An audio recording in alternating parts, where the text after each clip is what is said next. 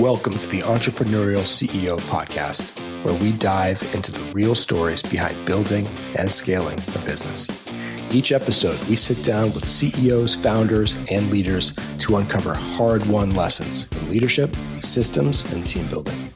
Listen in each week to learn directly from real business leaders who have been in your shoes, had success, made the mistakes, and all of the messiness that comes with building a business. If you're ready to learn from real-world leaders and gain insights you can apply today, you're in the right place. So let's get started. So today's guest is Rick Martinez, and it's interesting. It's hard to put a label on somebody with wide-ranging and super interesting background.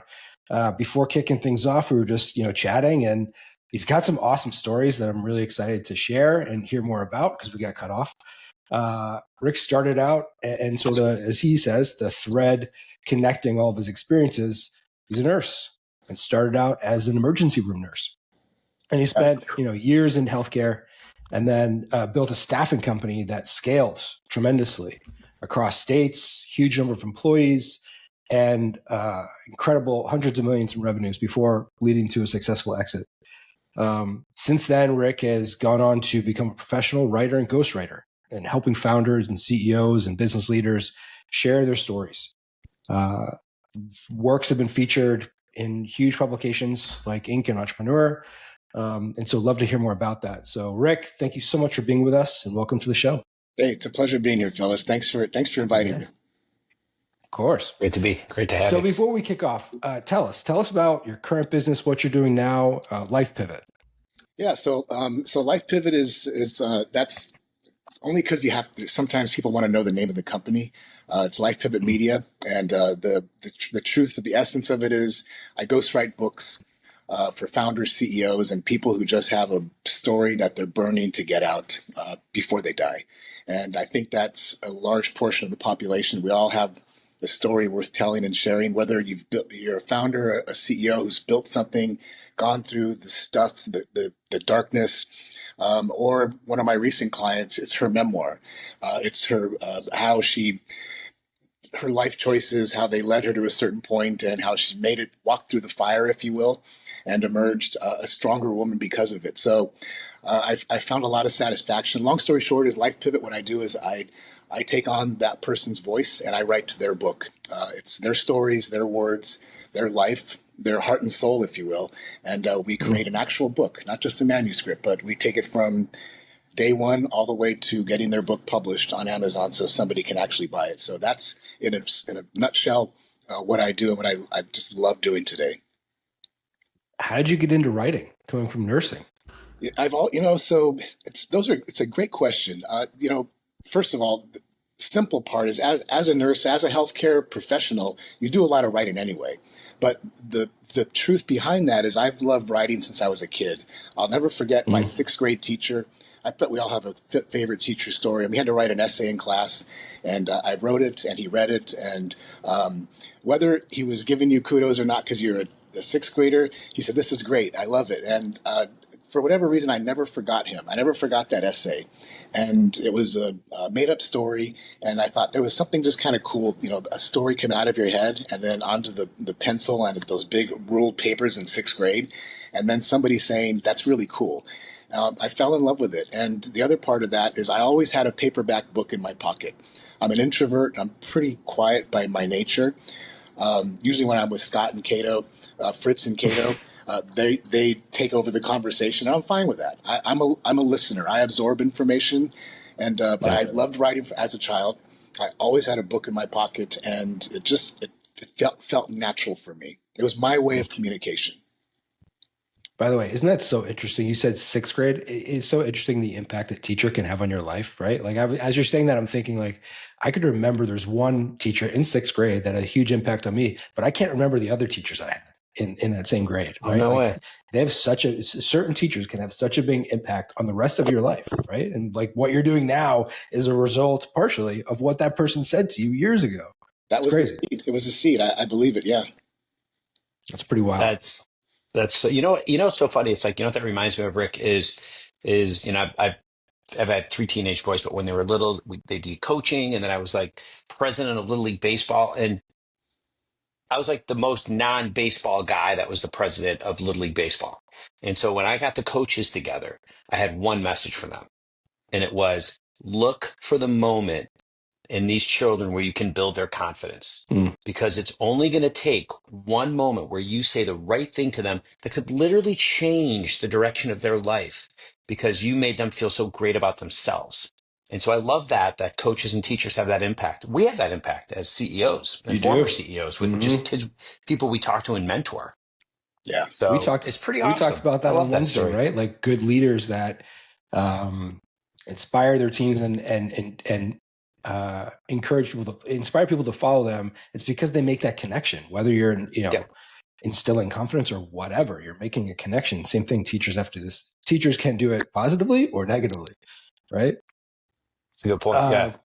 It's a great point. Let's talk about, with your career in nursing, obviously incredibly stressful, high pressure environment. Like, how did that impact, when you were then leading companies? Like, what was the transition there? Like, talk about how that impacted your skills as a leader. Yeah, our foundation story, before EO, Entrepreneurs Organization, I would always just say, it was luck. It was an accident.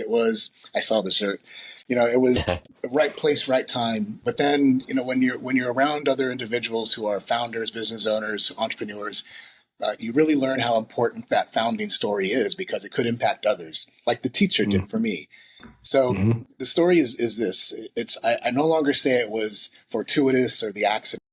I wanted something as a nurse. I finished nursing school in 1995 with a 4-year degree, and got my first job, and I was super stoked. I eventually found my place in the emergency department, trauma centers, and I liked that. I liked the adrenaline. I liked just the feeling, and you see the best and worst of humanity in all phases of life. And you learn a lot, and you feel a lot. And I'm already kind of, like I said, an introvert, and I feel like I'm empathic. So it just felt like a natural career choice, and I wanted to do that. But $12 an hour, this was a long time ago as a professional. I had been making more as a bartender going through nursing school. And a few years into this, that's crazy. You get incremental raises, and what I was beginning to feel like, or kind of, I guess, see, was I was never going to make more than the boss was going to pay, the hospital, the corporation, so then the flip side is, but I can work more hours, and then I can make more money. And then, of course, you pay more taxes. You do the things, and then you realize, I guess I'm really being capped by this dollars for hours trade-off. There's got to be something more. I had 2 little girls at the time. I had been through a divorce, and there was things I wanted to do. Basically, what I'm describing is I wanted more freedom, control of my time, my schedule, and my income. So freedom became this big word for me. I'm like, how do I do that as a nurse? And it's when I reflect back and I work, and I know a lot of nurses, they're like, how did you do that as a nurse? And I said, well, I started working for an agency, and the agency would contract me for hospitals that were short-staffed, and the agency paid me more money. And I thought, I wonder if that means they're billing for more money. So I started to pay attention to how the agency would operate. Long story short is I contracted myself directly to a hospital. I formed a corporation. The literal story happened this. I was finishing up a contract for an agency in an emergency department here in Texas. And I was coming off night shift, and there was like a bridge that went to the hospital to the garage. Crossing the bridge, and the director of nursing was walking in, and she knew me and I knew her. We were cordial, and she said, "Hey, Rick." And I said, "Yes, ma'am." She goes, "We want to renew your contract." And I said, "No problem." I said, "But I'm changing companies. It just came out." And she said, "No big deal." She goes, "Send over the contract." I'm like, "Okay." There's no company. There was no company. I remember I went home to my apartment. It's just me and my dog. And I talked to my dog and said, "What did I just do?" And my dog looked at me. And so I went and formed a corporation on, what is it? LegalZoom.com. LegalZoom, yeah. LegalZoom.com. And I formed an LLC. I followed the instructions. I said, here's how you form it. Based on your input, you should form an LLC, single, blah, blah, blah. And I'm like, okay. So I formed it. I had a friend who was an attorney. I said, can you help me write up a contract? He goes, yeah. He wrote up a contract, and I saw the director of nursing again. And I said, I got the contract. She goes, no problem. She goes, have the company send the rep. And I said, well, I'm the rep. And she goes, give me the contract. She signed it. I love that, man. I quadrupled my income as a nurse. And my soon-to-be ex-wife at the time, actually she was my ex, was a physician. And I found myself making as much as her. It wasn't about that, but it's just to give the audience some sort of context. I was making as much as a physician as a nurse. And I'm like, what just happened? So I became a one-person corporation, and I was and still am very good at my job. I'm cognizant of my patients, of how I interact with them. And the hospital one day said, do you have any other nurses like you? And I said, yeah. I said, my girlfriend, who's my wife now, Lisa. And she's a nurse. I said, well, bring her on. She became my first employee. So I tell people we doubled our size overnight. That led to, do you know more nurses? All we knew were nurses. And if you can just picture now, over days and days and weeks and months, we became a one-person agency to 2 to 4 to 8 to 10. And along that trajectory, if you will, I realized that there were other hospitals out there, other systems.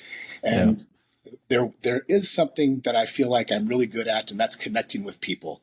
And some people call it marketing in the business world. I learned how to connect with people, share our message, and let them know who we are and what we do and why we do it. And hospitals started signing our contracts. So now we have more nurses and more contracts in the city of San Antonio 20 years ago. So that's really the genesis, the genesis of the company 20 something years ago. That's kind of the starting story, if you will. You know, I have this saying, Rick, or we have this saying that entrepreneurs create, CEOs scale. And that's why we call this podcast the Entrepreneurial CEO.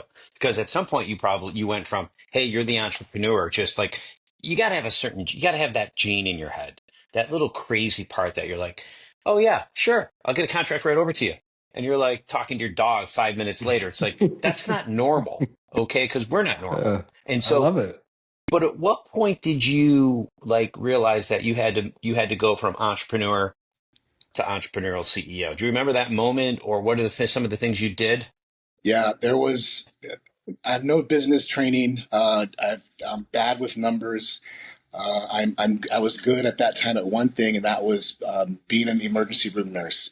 And there's a lot of skill sets there that are relatable to a lot of industries. And a lot of people don't realize that, but there was several moments where I realized this is something that is beyond what I can comprehend. And that's when you have to make payroll. And suddenly you have not just you and your girlfriend, and you can write a check from your business account to pay each other. But now you have people who are going to a hospital wearing your name badge who expect a paycheck in 2 weeks. And I thought to myself, but the hospital's not paying my invoices for 6 weeks. And there's a mismatch. My math wasn't good, but I'm like, there's a problem. And I didn't know what to do. And this is after we were able to make payroll for a long time. Suddenly the payroll was exceeding our collections. And furthermore, there were other things like HR issues, which that was a foreign concept to me. I never had to deal with stuff. And then there was contract stuff. But more so, there was this whole thing called, you just mentioned scale. I didn't know what scale even never entered my vocabulary. I didn't know what that would mean. But it's like, okay, now how do we actually grow this? And further, even more so, how do I remove myself from doing shift work to running an organization that needs somebody to run it? That was, it was all those little micro moments or ankle biters, excuse me, that made me realize I can't be, if I'm going to operate or run this thing that's now has its own life, I can't be out there doing 12-hour shifts 4 days a week. Something had to give. And that's when I realized, now looking back, that's where an entrepreneur makes a decision. Are you going to be, the one doing the work or the one kind of running the ship? So a lot of moments happened. And again, reflecting back now, I realize there's a way to engineer that. There's a way to structure that. But that's what it was. All these things that were happening, I'm like, what the fuck is going on? How long did that, so looking back, like when did you make that switch? How long did it take you to stop working in the business and start working on the business as the CEO?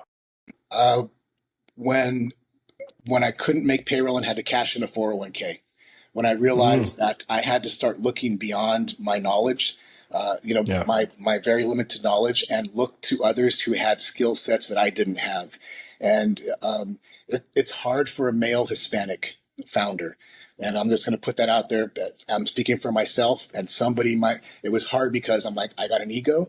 I'm building something. I've created something. It's really cool. I don't need anybody's help, you know. But all of a sudden, I realized there were big gaps that things I didn't even know existed that I had to know as a business owner. Forget even CEO, just as a business owner. That was one of the critical moments that I had to be paying more attention to what was happening in the business, like actually day-to-day operations. So let's talk about that, because I think a lot of people go through similar things, right? You start a business, you're overwhelmed. You have to know and do everything, right? Until your business scales, and then you're able to hire people to take over those functions. But when you were doing that and you realized, man, I don't know how to do X, Y, Z. I had to cash in a 401k. That's a huge moment. What'd you do? How'd you handle it? So a few things happened at that time, which forced me to make decisions that I probably wouldn't have made, and that was 9/11. 9/11 created a tremendous amount of damage in our country, and my company was about a year old. We were doing, I don't think we had hit the $1 million mark, but we were trending upward. We were growing, and again, looking back, we were growing pretty fast. And because people had heard of us and they wanted us, they wanted our nurses in their ERs, in their ICUs. 9/11 happened, and I had served in the military when I was 19 years old. I was enlisted, flunked out of college. So I'd served in the military as my younger years. But after 9/11, I just felt I felt a compulsion to go back into service. And my wife, she was my wife then at the time. The girlfriend, we got married, but she said, "What the fuck's wrong with you?" She goes, "We're running a company." She goes, "You can't join the military." I said, "Lisa, did you see the video I saw? Did you see what just happened?" And you know what I mean? I have to do something. And I realized that I was more and more wearing a suit and tie to work versus scrubs. But I thought there's a reason why I became a nurse. I was given the skills and trained to become a nurse. And I said, and I bet the military needs a lot of them. And sure enough, they did. So I went back in as an Army nurse. And that was the moment where I was forced to make a decision, because as an Army nurse, at that time, we had won some federal contracts in the company. Uncle Sam basically said, "You can't be an employee of the government and own a company that sells services to the government." It's kind of like it was a conflict of interest. And so we had an attorney at that time. And I said, what do we do? And they said, "You need to sign over power of attorney." And I said, "What does that mean?" He said, "You need to put the reins in somebody else's hands." So I did it to my wife, gave her the reins. And I said, "Okay, but there's still an empty seat called the leader, the captain, the CEO." And they said, "You need to hire a CEO." I'm like, "I don't know what the fuck that means. I don't, all I know is that I swore in. I now wear green. I'm now an Army officer, and they're going to send me somewhere, and there needs to be somebody leading the ship." So I learned how to trial by fire. We actively sought out leaders.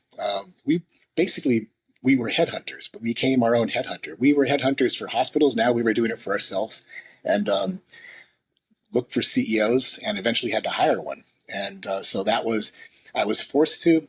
Probably would have never have done it, but because of my decision to go back into the Army, and then hiring a CEO to take my spot, giving the reins over legally to my wife, best decision ever, getting me out of the way. That's really what it amounted to. Is it got me out of the way. The person we hired had already done the things that we were wanting to do in a very big way. She had come from literally $1 billion, one of the biggest nurse staffing firms at that time in the U.S. She had retired, had a buyout, all this yada, yada, yada. And through all these days and weeks of searching, we ended up meeting, had a long-term meeting, and she became our CEO. She had already been down the path that I knew I wanted to go down. I just didn't know how. And the military forced my hand. And so probably wouldn't have done it, though. I probably would have, if 9/11 hadn't happened, I would have said, we'll figure it out. And I would have had a really bumpy, who knows what would have happened, is really what I'm. Yeah, I was going to ask, you mentioned about like, ego and I can do this or whatever. Like, was there conflicts there, right? Passing over the reins to this other person and then, giving up control. I would have to imagine there'd be something, Yeah, it was a challenge. I think one of the things, though, one of the beauties of entrepreneurship is you bounce around a lot. You're on to the next thing quickly. Yeah. So knowing who I am and how I am, and knowing that I was going to have to give my full attention now to the military. There was a part of me that's like, what did I just do? But I knew my wife was there. My wife is a hard charger. She doesn't play. I knew she was going to be a great steward, and she would always let me know what was going on, so I could fully focus on the tour I was then soon found myself on. It was hard, and I had to put my ego in a box for a while, and it's still a difficult thing. But I had to focus on the job that I was now, like today, going back to the beginning, ghostwriting. I still do stuff, other things, but when I am with the client, I am 110% with them. So at that time, if I use that analogy, my client, the person I was dedicated to was the United States military and the young soldiers that were now my patients. And so I had to compartmentalize things and just hyper focus on the thing that I was supposed to be doing, and that was my job in the Army. Oh, I have some business questions after the first. How long did you serve for, Rick? How long did you commit to? So as an officer, it's not like enlisted. Enlisted, you raise your hand for 2 years and then you're done. As an officer, your commission is for life. So I went back in 2005. I have my commissioning, actually, it's up there on the wall when I was commissioned in 2005, maybe five-ish was when I was actually, all the paperwork went through and I was actually commissioned. I was in till about 2011 or 12. But the last few years were reserves. So I was active duty for the beginning part, and that's when I never went overseas into a combat zone, but I was active duty in uniform full time, and then reserves. And then finally the business was so much that I had to resign. I resigned my commission, which is, a lot of officers do that. That's the only way to get out of your commission, is you have to actually resign it. So I resigned it about 2012. Well, thank you. Thank you. I mean, that's unbelievable. So tell us then what was like. So you hired the CEO. Did the CEO work? Was it the right hire? How long was she the CEO? What were the results of the business? What happened? Hockey stick. It was hockey stick, and there was a few reasons. It's all about timing and understanding the marketplace, understanding the tempo of the industry, having really a long-term vision. And so the fact of the matter is, we are in wartime, the country, and the federal government, specifically the military, was deploying doctors and nurses overseas faster than they can fill the hospitals back home. Guess what we did? We filled hospitals with doctors and nurses. We began to segue less commercial, in other words, less Newport, downtown Newport Community Hospital, and more military hospitals. Little by little by little, because the tempo in the military was just exploding. They didn't have enough backfill. We learned how to backfill large quantities of personnel for the government. So we basically started staffing for the government. And it was one of her expertise. I started our first few contracts, writing them to the government and winning a few small ones. One of the new leaders' expertise was she knew how to go after the big ones and how to win them, and how to bring in the resources that we needed to actually make sure we performed on the work. It's one thing to have downtown hospitals say, I need 3 nurses, next week, where the government says, I need 75 nurses for the next 2 years. It's a much different animal. Or I need 15 ER docs to go to Madigan, Army Medical Center for whatever. She knew how to navigate that in a much bigger way. Could I have done it? Sure. It would have taken me probably years Yeah. to, and maybe make a dent. But again, I didn't know what I didn't know. She already knew it. And my wife had the reins, the legal, she ran the business. We had a CEO who understood how to drive towards it, and they did it. Hockey stick growth, like, yeah, fast. Well, and see, that's where I think a lot of times when companies do what you do or what you did, and you go from the entrepreneurial to more of the, CEO sort of driven company, you start making choices about who your customer is, what the value proposition is. Andrew and I talk a lot about what your distribution model is, and it feels like you started to make those choices, and and that's where the business exploded. And that's what most businesses need to do. We all need to answer a few specific questions and then just drive hard. And that's how you get the real scale that you're talking about. So, okay, so you come back, the business is going crazy. Did you ever pop into the CEO seat again or leave her there and then sell it? How'd that work out?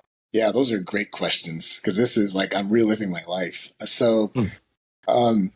the company had grown so much, and I had found some new loves, if you will, business loves, not literal, but my 25 Yeah. married, my wife she's my ride or die. But just, I want clarity for anybody who listens to this. Say, what the fuck was this guy doing on his deployment? But no, one of the things I fell in love with was CrossFit. And this was back in 2006 and 7. And I fell in love with it and got to know some of the gyms. I was working in Washington, D.C. A lot of the gym owners hung out at the gym, because all I did was either work or I was in the gym doing CrossFit or jujitsu or something. That's it. That's all I did. And my family couldn't go with me. So more I learned about CrossFit was like, this is pretty cool. I'm really liking this. I wonder if this could be a business. And then I heard about you can become an affiliate, own a CrossFit gym. And so Yeah. I talked to the CEO. I said, look, we got along really well. My wife and her. The CEO of CrossFit? No, CEO CrossFit, different story. I have a picture of him and me on Yeah, the wall. We're friends to this day. The form, that's great. the Glassman? oh yeah, like me and Glassman. I have a picture up there. Me and my, I was actually wearing my Walter Reed T-shirt. It's right up there on the wall. Me, Glassman. CrossFit's having a tough time right now. They are. But no, Glassman, we used to, on a quick aside, he used to come out to San Antonio and back in the day, we'd have margaritas together. People say, Coach Glassman. I'm like, this was back when CrossFit was very tight community. He literally would come out and Dave Castro, we'd have margaritas and drinks. Oh, that's cool, man. Right down from where I live here. But anyway. That's really cool. But I'm like, okay, so I'm going to open up my gym. And so I had a conversation with the CEO, got along to this day, we're still friends. To this day, my wife still doesn't get along with her, but got along, and she knew that I was 100% shareholder. She knew that I had every right to say, all right, I'm coming back. But I knew that would be a bad thing. I said, here's what I want to do. I'm going to open some gyms. I want to open some gyms, form a second corporation, and I'm going to do that. And the arrangement was simple. I'll come back to the office once a week. We'll get an update, and then you continue doing what you do. I'll get weekly updates, check-ins, if you will. We sit down with our marketing team with the whole, not a literal boardroom stuff, but that was the essence of it. And then, of course, at night, my wife would say, here's what really happened. Here's what really happened. But the company continued to grow, and we ended up opening up 2 CrossFit gyms. And that occupied my time for years. And that's really where there was that part of my life, people had no idea that I also owned a business or that I was a nurse. They just know, oh, he's the CrossFit guy. Because the gyms we no longer have, but they only know me as the CrossFit guy here in San Antonio because we were one of the first gyms to open. But that's what I did for years is CrossFit. Did you, Wow. and so, okay, so you had the 2 CrossFit gyms. Did you still maintain ownership with your wife of it was MedTrust, right? The business. Yes. Were you still maintained Yes. primary ownership? Okay. Yeah, still 100%. There was a few reasons. One, because we were a contractor to the federal government, and there were certain stipulations to become this type of contracted company we were at the time. And that's, as a minority, I had to maintain 100% ownership. Stipulations. So short answer is I maintain 100% shareholder ownership, literally and figuratively, the whole time. That's interesting. So, Mike, you mentioned strategy. I'm curious, like when you first started, you're working at this hospital, you're crossing the bridge. The woman asked you a question. You said, "Yeah, I have a new company." But then you pivoted right into the government contracts. Like that seems like a pretty key strategy you had in terms of scaling, right? Was that accidental? Like you fell on that, or intentional? Another great question, because people often say, how did that happen? So the fact is, even to this day, the government does a few things really well, and that's bullets and soldiers. They create the government, not the government, the military. They do one thing really well, and that's war fighting. But the things that war fighters need, the government doesn't build or make. They outsource all of it to the private sector. Computers on the desks, that's from Dell. Band-Aids in the hospitals, that's from McKesson. Everything is outsourced to the private sector. And so one day somebody said, "Hey, how come you guys aren't putting nurses at Wilford Hall, which used to be a big Air Force hospital here?" I'm like, "I don't know how to do that." And they said, "Well, here's kind of the first steps." I'm like, "Well, what does that mean?" They said, "Well, the government, they need nurses just like the hospital downtown does. But the government does it on a year-long or multi-year contract, which you have to go bid on." I'm like, "Well, how do I learn that?" And they said, "Well, here's what you do. You go to this place, this place, this place." And if I tell people today to do that, they don't fucking do it. And they still ask questions. "How did you do that?" I'm like, "Do this and this and this." You got to learn. You know what I mean? You got to learn how to walk, crawl before you walk. But they just want to start sprinting. And I'm That's like, right. It's the same thing. You go to here, go to the SBA. They have free classes. Learn how to do this. They will sit down and teach you the bidding process for free, even today. Resources available. They will teach you how to do it. They will teach you the nuances, the things. There's people there, the SBA, who are dedicated to helping companies because the government needs stuff. They need stuff. Everything. They make warfighters. Everything the warfighter needs, from blankets to beds, you name it, they purchase from private companies. So I wrote a small bid. They needed one nurse at a local hospital. I said, "All right, I can write this." And it was before all the computer stuff. So I downloaded it, wrote it, hand wrote it out, submitted it, and they awarded it to us. I was like, "Oh, we got a government contract." And we performed on it. In other words, we met the requirements. We exceeded it. We were on time, on target.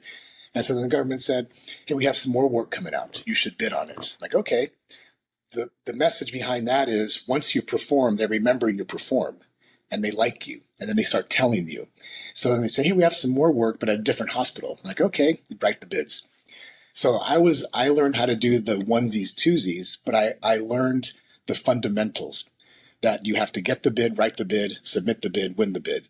The new CEO knew how to do that times 10, if you will. Mm. She knew how to do where the bigger contracts were, when they were coming out. And it's a skill we know now how to do, but she accelerated because she knew how to make the leap. And that's really the essence of how it all happened. But you guys tapped into an amazing, like my old business partner, I talk about it, demand, right? It's just supply and demand. And as somebody that sits in between, you found this incredible demand source, and they just had this appetite for more and more and more once they validated you guys could perform. Right. But you tapped into this amazing source of demand for your business. That's huge. Still there today. That's still, my wife is still in the industry today. She is the third. She's part of the C-suite at her firm. It was actually a former EO competitor of ours who's been a friend of mine. As soon as we sold, her no-compete ran out. They scooped her up. She does the exact same thing.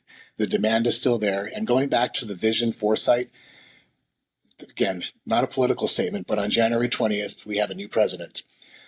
We have a new department, a new Pete Hegseth. And what is the first thing they said? "We're going to build a warfighting machine." If I am a federal contractor, that's music to my ears. I'm like, how do I get a piece of it's history will always repeat itself. And here at the border in Texas, they are deploying troops. They are deploying hospitals. They are deploying, guess where they're going to be short staffed now? The military bases where all those nurses and doctors are being, it's still happening. You know what I mean? Now because we're aware of it, now you know where where it's going, how to tap into it, and how to maximize, how to really grow, how to tap into it instead of doing the onesies and twosies. And it's still happening. And January 20th, I believe it's going to happen in another big way. I mean, if you just watch the news, they're deploying ships into the Gulf of Yemen because of the Houthi rebels. They're activating troops all over the world, which means there's going to be a shortage here in the U.S., which means I believe the smart contractors who in this whatever industry, you now have gaps to fill. You have the void to fill. The iron's hot. I mean, that's what entrepreneurs do, right? They just identify the gaps and then pounce on it. You know, it's like I'm sitting here listening to this, and what's going through my head, Andrew, is okay. Does the government open RFPs for consulting and training of their managers? Because I'm like, whoa, we could do that. I don't know if they do. I'm just, just thinking out loud. So that's incredible. So this is interesting. So when your CEO came in and she said, okay, we have to go after, we're moving from the onesie twosies to the big ones. Like, did you basically have a direct sales team? She didn't do all the work herself, right? Did you have a team that their job was to source these particular contracts and then get them all written up and so on and so forth? Is that how you got to them? Yeah, it's if we distill it into just simple what a business does, sales, marketing, finance, operations, strategy. Yep. The sales marketing with the government is very distinct. You have your business development people, which my wife does. She's a BD person. That BD person is usually the interface to the government because they know who on the government side is going to be awarding the contracts. There's a lot of stipulations that because it's federal, the government, you can't cross, like gift giving, things like that. But the marketing part is a lot of it's now done online. It's called govwin.com. And you see what's going to be brought, what the government is saying, we're going to release this work coming up. And then, of course, you go to conferences. Government has their own conferences, just like EO has conference. The government has conferences. My wife's actually going to one coming up soon. And I forgot where she's going. And she'll be interfacing with tons of government reps. And the government reps, they already know, here's what's coming down the pipeline. So it's distilling it down. We had a marketing team and BD people, and that's all they did. They made friends with the government. They got to know them. They would call them on the phone. And I mean literal people on the government side who award the contracts. It's business 101 basically. But your client is Uncle Sam. No, but you had made those choices we spoke about a little while ago and completely activated it, built your business inside on how to find those clients, how to deliver the value. And that made you hard to copy. Other companies couldn't compete with you. And you were very good behind the scenes. I'm like, I'm just fascinated. Like you were basically did you do training of nurses or were you just completely recruiting and placing with Uncle Sam? Recruiting and placing. That's what we did. And so you had all your mechanisms behind the scenes that differentiated you and made you that much more valuable to Uncle Sam. That's a great But story. I would have it's a to great think business too, case. there's specific or unique requirements for perhaps unique requirements because you're contracting for the government or for whomever instead of just privately. Is that correct or no? Say that again, unique requirements? Yeah, meaning like, did they have to have like, I don't know, certain things? Did the government require certain things of these nurses versus if you were going to send them to a hospital down the street? No, it's no. If we send an ER nurse to if we send them to like a Fort Sam Houston to the emergency department, which is a Army ER versus the ER downtown, the requirements are the same as far as what they need to do the work. The only distinction, especially after 9/11, is now they have to do extensive background checks. Checks, yeah. But yes, that's what we do that. We did that anyway, but the government has their own way of doing it. I think that's probably one of the biggest differences now. But otherwise, we had nurses that were work at Fort Sam. Go pull a shift downtown, and the qualifications for that type of nurse, or even the specific physician or radiologic technician, it's the same. By the way, you said you forgot where your wife is going. It's just if that was me, my wife would remind me that she already told me 10 times and I just wasn't listening. So I don't know if your wife is the same, but my wife would tell me that. It's on the calendar, Rick. I'm like, yeah, big calendar. Yeah, I get it. Let's talk about you're now doing ghostwriting, and for a lot of CEOs, founders. I'm curious, do you have a favorite story? Like one that stands out that you really love? Or like, are there patterns that you see across different founders and CEOs? Some common characteristics that you see? I haven't been asked that before. Patterns, yes, there are definitely patterns. And it's the pattern, if we just look to movies or your favorite book, it's like the hero's journey, which is told, it's perennial. It's The Hobbit, basically, or The Matrix, the hero's journey of the average person becomes something. They have a dark night of the soul, and then they overcome the dark night of the soul, and they become the person they are. There's always that thread, if you will. So in its simplest version, there is a pattern. There's always, I started this business with this idea or with this on a whim or whatever it is, and I didn't know what I was doing. But one day, the shit really hit the fan. And when the shit hit the fan, I thought we were done. I thought it was bankruptcy and people were going to scorn me and mock me. But then one day, this other thing happened. And because of that thing, I was able to pick myself up by the bootstraps and dust myself off. And we finally won the thing and we became this company. And that's why I'm standing in front of you today. So I'm really distilling down the pattern, but that's what it is. Yeah. The distinction is your story, yours. And even more so, who are you telling it to? In EO, we tell it to young entrepreneurs. But the book we're working on her cover right now, her story, what I just told you, it's the same pattern, exact same pattern. The distinction is she's telling it to 45-year-old women who have a fucked up marriage, who need permission to get out of it because they are worth more inside than their husband will ever give to them. Same story.